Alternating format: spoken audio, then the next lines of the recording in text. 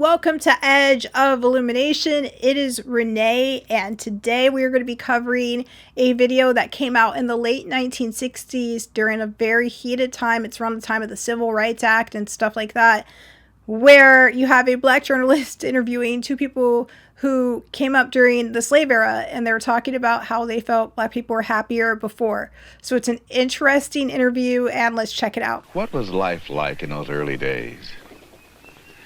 As far as the colored people were concerned, I feel that they were a good bit happier than they are now. They had less in the way of material things. But I can remember back in the 20s when I was a small boy, they were always singing at their work. They had a great sense of humor. And now today, they just don't seem to care much about that as they used to. And I think they've lost their sense of somewhat, which I deplore. What do you think are the differences between the races? I think there's a refusal to accept responsibility. I think there's a lack of motivation. I've tried here to promote people to foremen, superintendents, but they just refuse to do it. They just don't want the responsibility. They don't worry like the white man. If they have troubles, they go to sleep and wake up the next morning, and that trouble is over. Is it possible that white people have something to do with the... All right, so what's going on here is you have a bunch of different things. Number one, he's telling himself a narrative that makes him feel comfortable, especially with justifying such extreme, egregious behavior. Number two, he also is demonstrating selective memory. He is selecting certain bits from his memory bank to make sense of what he did and to rationalize the fact that he is still a good person even though he participated and even enjoyed such things. Number three, you have a bit of cognitive bias that is occurring here, which is completely slanting his overview and how he's seeing things. And of course, cognitive dissonance as well. He actually should be more interested in what the journalist's thoughts are, but instead he has this perfectly prepared narrative within his head, this idea of this is how it was, this is the story, and he's sticking to it mentally to try to, again, rationalize the fact that he thinks he's still a good person even though he participated in horrible acts or benefited from horrible acts and enjoyed it. Let's keep going. I want to hear what this guy has to say next with his question. Is it possible that white people have something to do with the lack of ability for blacks to assimilate into this culture? Absolutely. The white man has certainly been prejudiced and to quite an extent unfair. But customs die awful hard. It takes a long time, and everyone knew years ago that the Negro would have to be given equality. But in the South, knowing Negroes as we think we do, we realized it would take time. He's like really struggling to say the N-word in what at the time was the politically correct way. Again, with his old habits die hard, or we could change, but we just don't want to, or it would just be too difficult. That's basically what he's saying. It's been compared to straightening teeth. It takes a slow, steady pressure. You can't do it with a hammer. And white people's attitudes will change in time. I'm a lot more liberal than I was 5 years ago, and I know I'll be a lot more liberal 5 years from now, and I think almost everyone else is in that category. What has tended to make you more liberal? He's trying to buy himself some imaginary time before he changes a set of behaviors that he does know are wrong. But that's his excuse, is like, let him take his time and he'll get better. But in cases like this, it typically doesn't just improve over time. It's not, oh, I just, this person is stuck in their ways and they don't want to change. And they're basically saying, if somebody else wants them to change, then essentially they're being forced? Well, realization that the Negro is a human being like anyone else. Mr. Hasty, what did you think we I'll argue that he always knew that, but it wasn't convenient when they were trying to justify things that they knew were wrong. were before you began to think of us as human beings? Well, in a way, we thought of you almost as a very superior pet. Something, or rather someone, we had to take care of. Because we had to do so much of their thinking for them. We had to do almost everything for them that, except living their own lives. Anything outside, we had to do for them. The more this guy is talking, the more he actually started to sound like a psychopath. Because when he said superior pet or whatnot, is basically reminded me instantly of psychopaths with the idea of playthings. That's how they describe people. And him saying, oh, well, they have to do all the thinking for people and things like that. That, again, actually is very reminiscent of what I've seen when I studied psychopathy. Kind of interesting. People will tell themselves little stories, and that's one of the most dangerous parts, in my opinion, of human behavior is rationalization and justification, even for the people who failed to do anything because they told themselves a story that was convenient.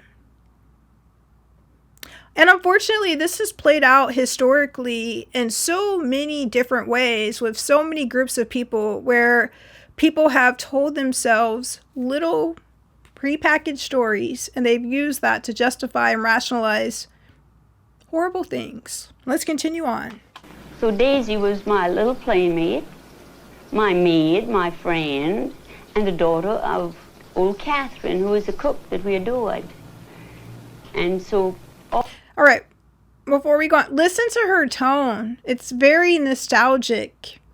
Again, it's already framing it like she has told herself a story through selective memory, her own version of reality that she wants to remember, independent from other people's versions of reality and experiences and observations.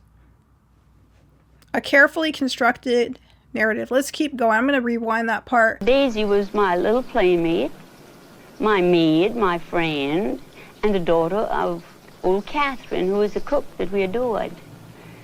And so all those years we played together and everyone was happy. We never heard of all these things that we hear about today. And there were nearly 100 enormous rice plantations with many animals around and a beautiful old house and about 100 colored people there. But we loved them, they were our friends. And then it's no disgrace to say they're like children. When we say that, it's because they are like happy children, some of them. Because they like to sit in the sun and rather than work hard. And they'd rather play than work. If you could, So immediately when I saw that part, my thought process is much different than hers, obviously. I'm thinking good for them if they managed to not work and not do anything to benefit those people and instead were playing and having fun and enjoying their life. That's better than, well, what? They put in some extra hours, they put in some extra labor, and they can die knowing that they made someone else a little bit richer, wealth that they'll never get to experience or enjoy, knowing that they will only be a footnote, they won't even probably have a proper gravestone or be remembered. They're a nameless, faceless human being, but they can exist to know that, well, I made Samantha, or whatever her name is, a little bit richer at the end of the day, and I put a smile on her face, and that was the purpose of their life. Nah.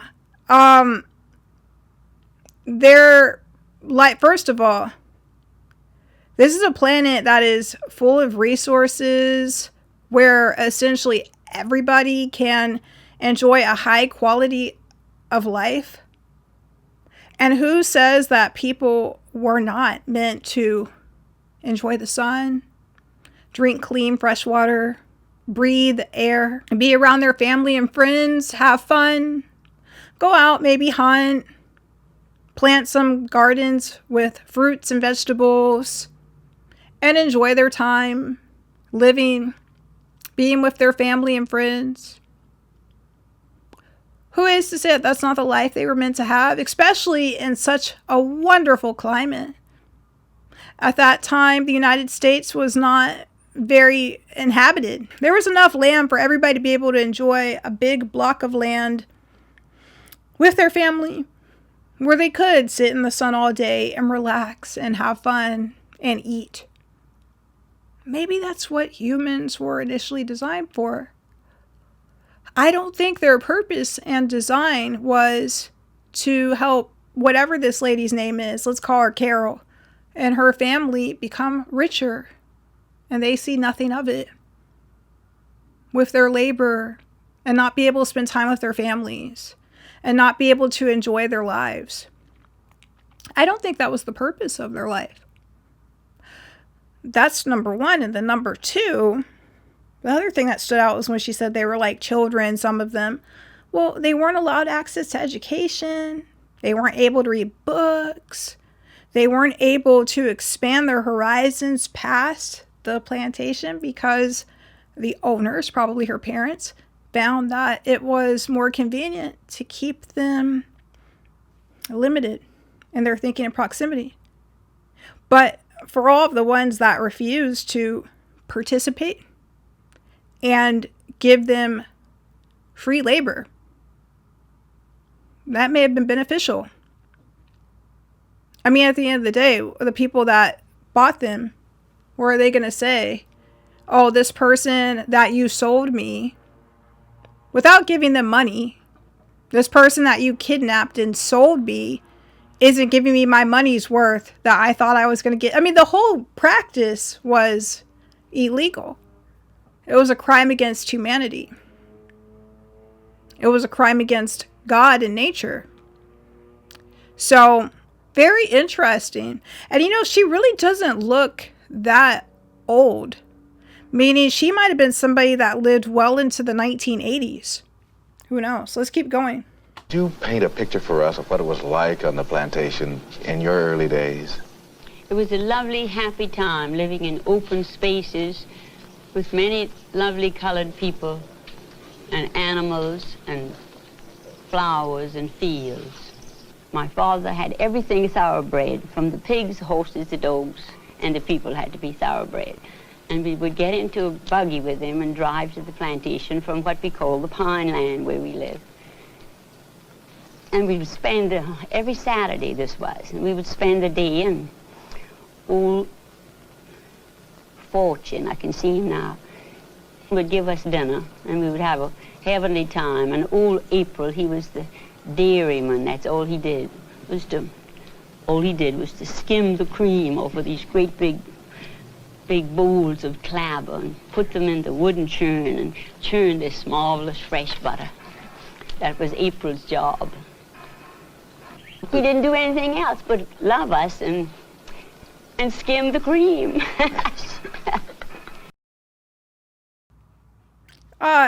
She could have spared me those details at the end where she's laughing about how great it was and how wonderful it was. I guarantee you she never asked the people, or she didn't ask the people what their experience was like, because she didn't care, because it would interrupt her story that she told herself to justify what she was doing.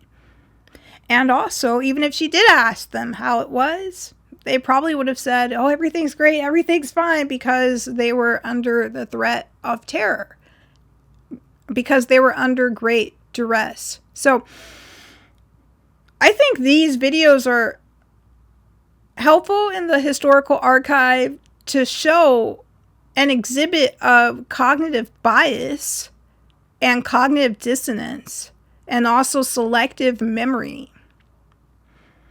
Very interesting. I hope you have an awesome, fun, amazing rest of the day. I'm going to look for a few more clips that are equally as provocative, because for understand, things like this are great because it helps you to understand human nature a little bit more. And when you understand human nature, it helps you to be able to do more things. All right, talk to you later. Bye-bye.